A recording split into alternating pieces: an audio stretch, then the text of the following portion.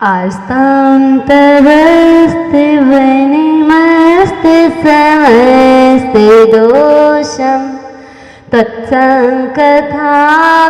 जगतां दुरितानि हन्ति दूरे सहस्रकिरणाः कुरुते प्रभैव पद्माकरेषु जलजानि विकाशिवाञ्जी।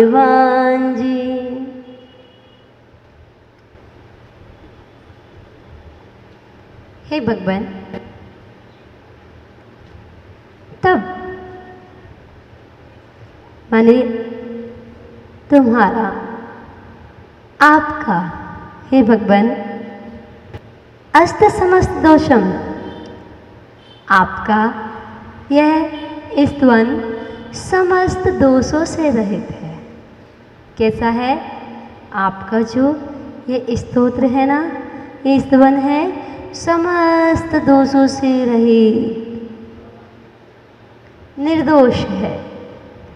स्तवनम, स्तवन तो दूरे कह रहे हैं, जो आपका ये स्तवन है ना, ये तो समस्त दोषों से रहित है। ये स्तोत्र तो बहुत दूर की बात है।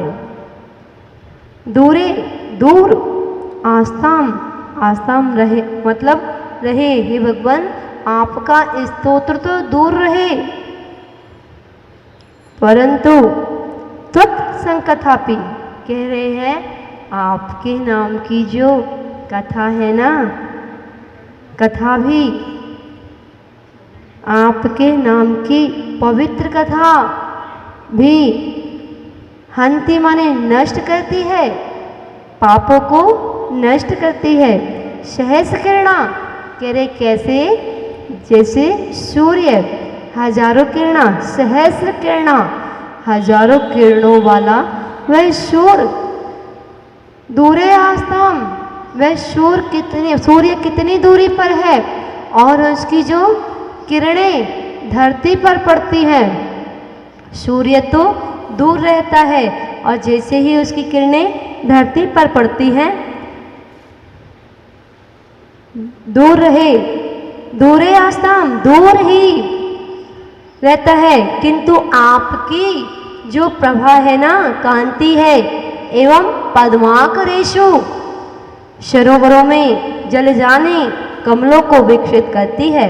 हे भगवान, जो सूर्य की किरणें जैसे ही उस तालाब में उस कमल पर पड़ती हैं, वह मुरझाया कमल विकसित खिल जाया करता है। इसी प्रकार हे भगवान, विकासवान जी विकसित करती है, कर देती है, उस कमल को खिला देती है। इसी प्रकार हे भगवान, आपका स्तोत्र तो बहुत दूर की बात है। आश्चर्य मानत गोस्वामी जी कह रहे हैं, हे भगवान, आपका यह स्तोत्र तो सर्व दोषों से रहित है और यह भक्ति, पाठ, विधान, उपवास, नियम, व्रत, संयम, यह तो बहुत दूर की बात है। आपके नाम की कथा ही, आपका नाम ही, मात्र आपका नाम ही सर्व पापों को नष्ट करने वाला होता है। आपके नाम में इतनी अपार शक्ति है भगवान। यहाँ कोई भी मनुष्य अपने मन, वचन, काय से जो प्रभु के चरणों में नतमस्तक होता है, इधर वह प्रणाम करता है, झुकता है, और जैसे ही वह सिद्धों के चरणों में झुकता है और वह नमस्कार सिद्ध शिला तक पहुंचता है, और सिद्ध शिला में अनंता अनंत सिद्ध परमेष्टि विराजमान है। उन सिद्धों की किरणें, उन सिद्धों की वर्णाएं जब धरती पर उस मनुष्य के ऊपर स्पर्श करती हैं, तो उसके अनेक जन्मों के बंधे हुए पाप कर्म क्षण में क्षय को प्राप्त हो जाते हैं भगवान। ऐसी आपके नाम में शक्ति है। तो हमें भक्ति इतनी इस प्रकार जैसे वह धनंजय सेठ ध्यान में लीन थे और पुत्र को सर्प ने डस लिया था। सर्प के डसने के बाद सेठानी ने भेजा कि जाओ सेठ जी से कह दो तुम्हारे पुत्र को सर्प ने डस लिया है। सेठ जी ध्यान में बैठे थे। सेठ जी को कुछ भी नहीं पता था, वे तो ध्यान में लीन थे, प्रभु की भक्ति में लीन थे। और उस लीनता में उन्हें कुछ भी शुद्ध बुद्ध नहीं थी। कौन पुत्र कौन पुत्री। जैसे ही सामायिक से उठते हैं, ध्यान पूर्ण होता है, सेठानी को पता चलता है सेठ जी अपने ध्यान में लीन है, कुछ भी ध्यान नहीं दे रहे हैं। सेठानी ला करके पुत्र को चरणों में रख देती है, कहती है कि देखो तुम तो ध्यान में लीन हो और तुम्हारे पुत्र को सर्प ने डस लिया है। जैसे ही ध्यान से उठते हैं, नामोकार मंत्र पढ़ते हैं, उस पर गंधोदक छिड़कते हैं, लगाते हैं और वह बेटा मानो ऐसे उठ जाता है जैसे सो के उठ गया। ऐसी आपके नाम में भगवान शक्ति है, अपार शक्ति है। और भक्तंबर जी के काव्य में एक एक काव्य में एक एक काव्य आप पढ़ते रहिए और एक एक काव्य के अंदर लीन होते रहिए। जैसे ही नाम आए सूर्य का तो वह सूर्य दिखना चाहिए। जैसे नाम आया सहस्त्रकिरणा, और सूर्य की हजारों किरणें जब उस तालाब पर पड़ती है तो वह किरणें, वह सूर्य अपने आँखों में अपने अंदर आंखें बंद करके देखोगे तो वह सूर्य की किरणें नीचे की ओर तालाब की ओर पड़ रही हैं और वह तालाब में कमल जो मुरझाया हुआ कमल है, और जैसे ही वह किरणें उस कमल से स्पर्श होती है वह मुरझाया हुआ कमल और खिल जाया करता है।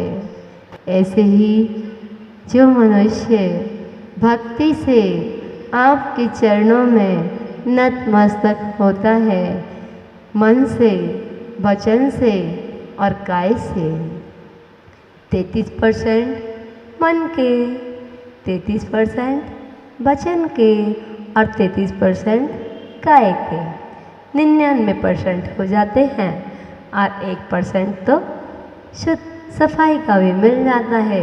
ऐसे ही जब हम 100% से नमस्कार करेंगे त्रिलोकीनाथ के चरणों में तो हमारे बंधे हुए कर्म भी, कई जन्मों के बंधे हुए कर्म क्षण भर में क्षय को प्राप्त हो जाएंगे। हमें उन सिद्धों की महिमा आना चाहिए, और श्री आदिनाथ भगवान की महिमा आना चाहिए। जैसे जैसे महिमा आएगी वैसे वैसे ही यह शक्ति आपको मिलती जाएगी और यह आनंद की अनुभूति आपके अंदर उतरती जाएगी।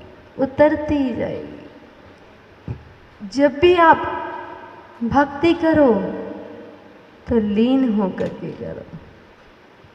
आदिश्वर बड़े प्यारे के भव से पार लगाएंगे, हो आदिश्वर बड़े प्यारे के चरणों में शीश झुकाते हैं। आदि बाबा से जिनका संबंध है, आदि बाबा से जिनका संबंध है, उनके घर में आनंद ही आनंद है, उनके घर में आनंद ही आनंद है। आदिश्वर प्रभु से जिनका संबंध है, संबंध है, उनके घर में आनंद ही आनंद है, उनके घर में आनंद ही आनंद है। और डोरे जीवन की सौंप प्रभु नाम को, और डोरे जीवन की सौंप प्रभु नाम को, और बाबा कर देंगे तेरे हर काम को, और बाबा कर देंगे तेरे हर काम को। इनके हाथों में सबका प्रबंध है, प्रबंध है, उनके घर में आनंद ही आनंद है, उनके घर में आनंद ही आनंद है। आचार्य मानवतंग स्वामी जी वह 48 कोटे हमें लगना चाहिए। हम साक्षात प्रभु के चरणों में बैठे हैं, साक्षात हमें प्रभु दिखाई दे रहे हैं, जिनालय में उपस्थित हैं और जिनालय में भगवान विराजमान हैं। हम सब प्रभु के चरणों में उपस्थित हैं, फिर भी हमारा मन भटक जाता है, इधर उधर भटक जाता है, इसलिए तो हमारे नंबर कट हो जाते हैं। जब हम भक्ति करें तो हमें प्रभु दिखाई देना चाहिए, और जो भाव दर्शाया है, जैसे अगर आपसे कहें कि आप चाय पीते हैं, अगर आपसे कहा जाए कि चाय में पत्ती कम है या ज़्यादा, तो आपका ध्यान कहाँ जाएगा? पत्ती पर जाएगा। पानी गौण हो गया, दूध गौण हो गया। और अगर आपसे पूछा जाए कि चाय में चीनी ज़्यादा है या कम, तो आपका ध्यान कहाँ जाएगा? चीनी पे जाएगा। अगर आपसे पूछा जाए कि चाय में मिल्क ज़्यादा है या कम, तो आपका ध्यान मिल्क पर जाएगा। और अगर आपसे पूछा जाए कि चाय में इलायची है या नहीं, तो आप सारी चीज़ों को छोड़ करके आपका ध्यान कहाँ जाएगा? इलायची पर जाएगा।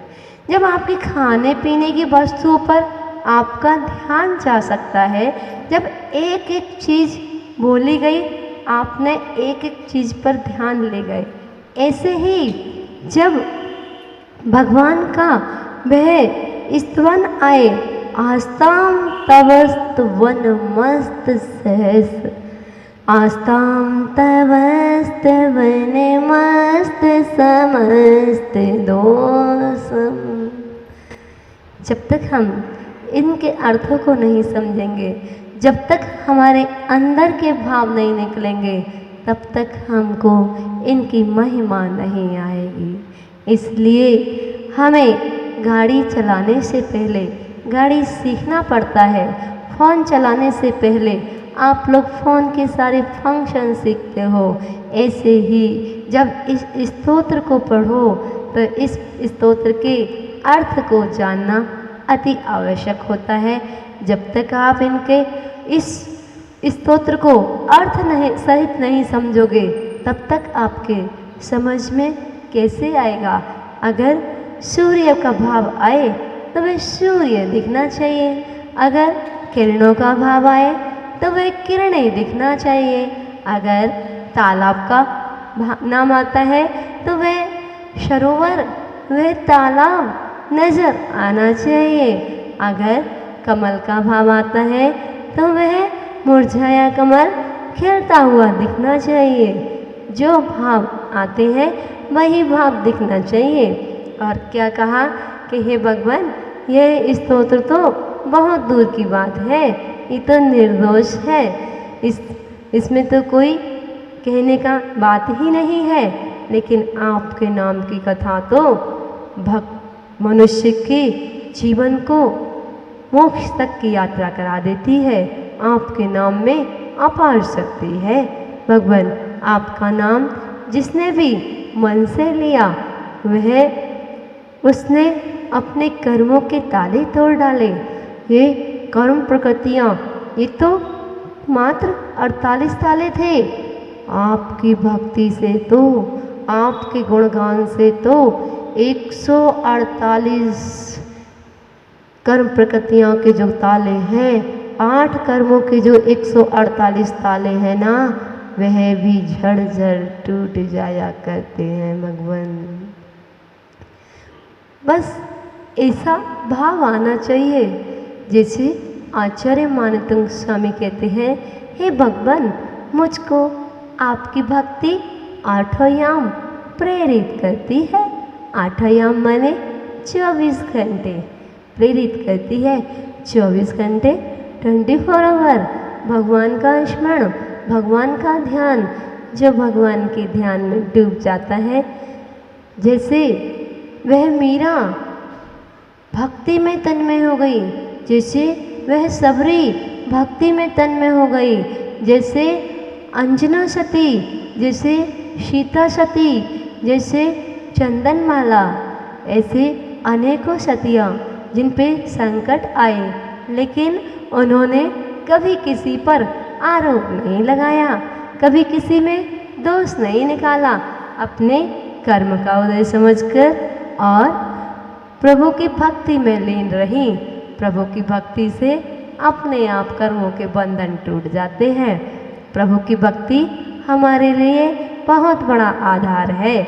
हमारे लिए जब भी हम भक्ति करें तो उन भक्ति के माध्यम से, भक्ति एक ऐसा स्रोत है, ऐसी आपके लिए सुरक्षा कवच है प्रभु का नाम, कि आप किसी भी अवस्था में हो, मानसिक प्रॉब्लम, शारीरिक प्रॉब्लम, पारिवारिक समस्या, कुछ भी हो, आप तो प्रभु चरणों में रख दीजिए और प्रभु के चरणों का गुणगान कीजिए।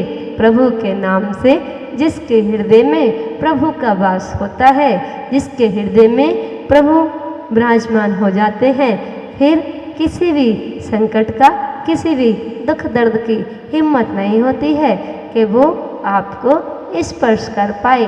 ऐसा ही आचार्य मानतंग स्वामी जी कह रहे हैं, हे भगवान, आपके नाम में अनंत शक्ति है। ये स्तोत्र तो बहुत दूर की बात है। आपके नाम की कथा ही प्राणियों के संकट को हर लेती है, ऐसा नौवे काव्य में कहा है। बोली पंच परमेष्टि भगवान की